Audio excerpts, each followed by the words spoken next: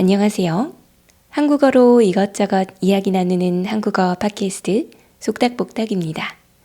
그리고 저는 여러분들의 한국어 선생님 리나예요. 오늘도 찾아와 주셔서 정말 고마워요. 요즘 한국은 봄이에요. 밖에 나가면 꽃이 정말 많이 보여요.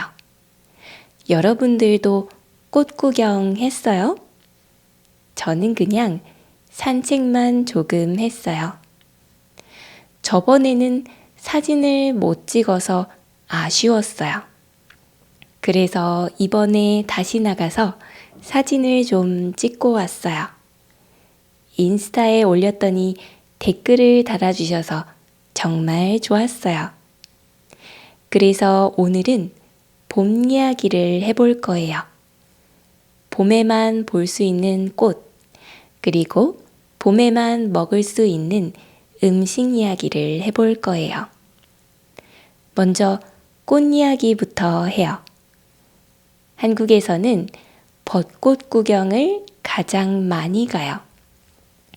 벚꽃은 나무에 잎이 나기 전에 꽃부터 펴요.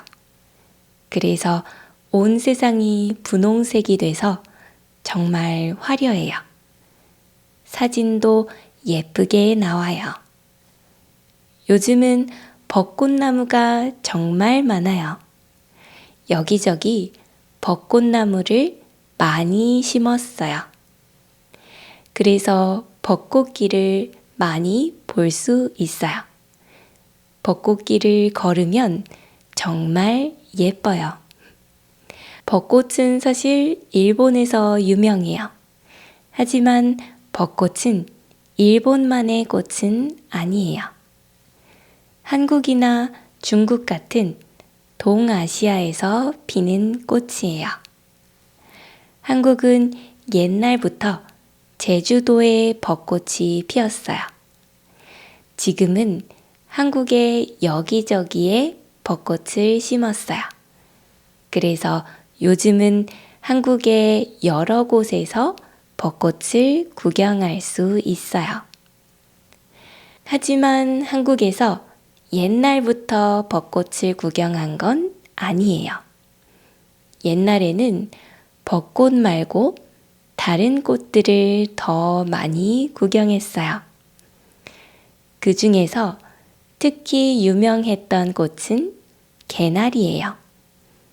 개나리는 작고 노란 꽃이에요. 많이 피면 노란 폭포 같아 보여요. 따뜻한 색이라서 보면 기분이 좋아요. 정말 봄이 왔다는 기분이 들어요. 또 다른 꽃은 진달래예요. 진달래는 진한 분홍색 꽃이에요. 진달래도 잎이 나기 전에 꽃이 먼저 펴요. 그래서 꽃이 모여 있으면 분홍색 구름 같아요. 진달래는 먹을 수도 있어요. 안에 꽃이 있어서 달콤해요. 예전에 사람들은 꽃을 따서 먹었어요. 그리고 진달래 꽃으로 화전을 만들기도 했어요. 화전은 찹쌀가루로 만든 전이에요.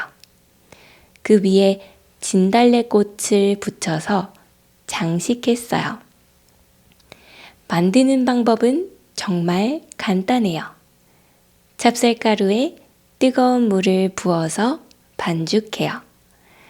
그리고 동그랗게 만들어서 꽃을 올려요. 이 반죽을 구워서 먹었어요. 저도 오늘 화전을 만들어서 먹었어요. 쫀득하고 고소하고 달콤했어요. 이렇게 화전을 먹으니까 봄을 먹는 것 같은 기분이 들었어요. 예전에는 소풍을 가서 화전을 만들어 먹고 오미자차를 같이 마셨어요. 오미자차는 색도 예쁘고 맛이 좋아요. 이런 전통 음식은 재미없다고 생각했는데 만들어서 먹어보니까 기분이 좋았어요.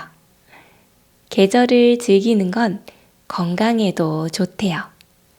그러니까 여러분들도 봄을 즐겨보세요. 진달래가 보이면 화전도 만들어 보세요. 그런데 조심해야 해요. 진달래와 비슷한 꽃 중에 철쭉이 있기 때문이에요. 철쭉은 독이 있어요.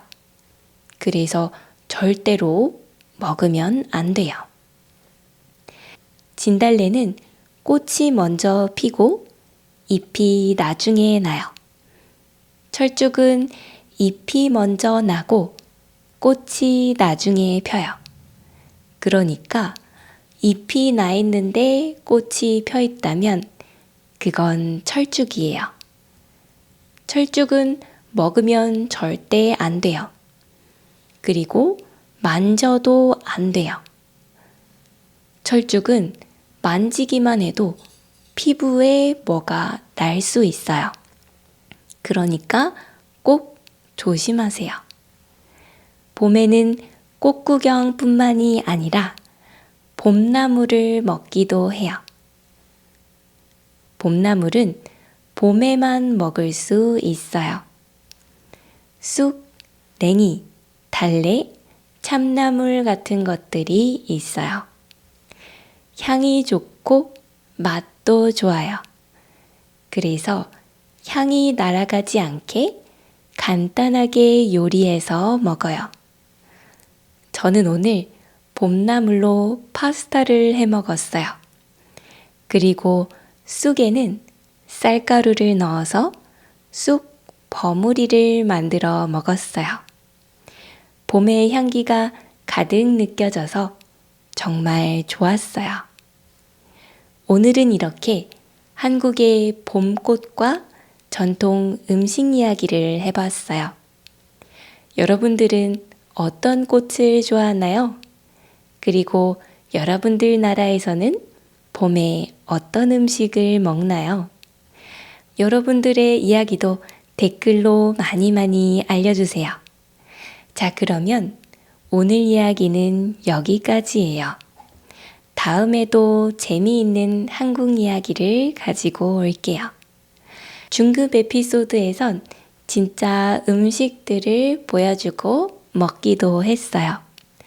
궁금하신 분들은 자막을 켜고 중급 에피소드도 꼭 들어보세요. 오늘 에피소드가 즐거우셨다면 댓글과 멤버십 가입으로 많이 응원해주세요.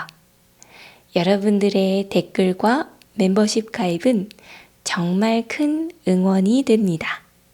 그리고 디스코드 커뮤니티도 열려 있어요.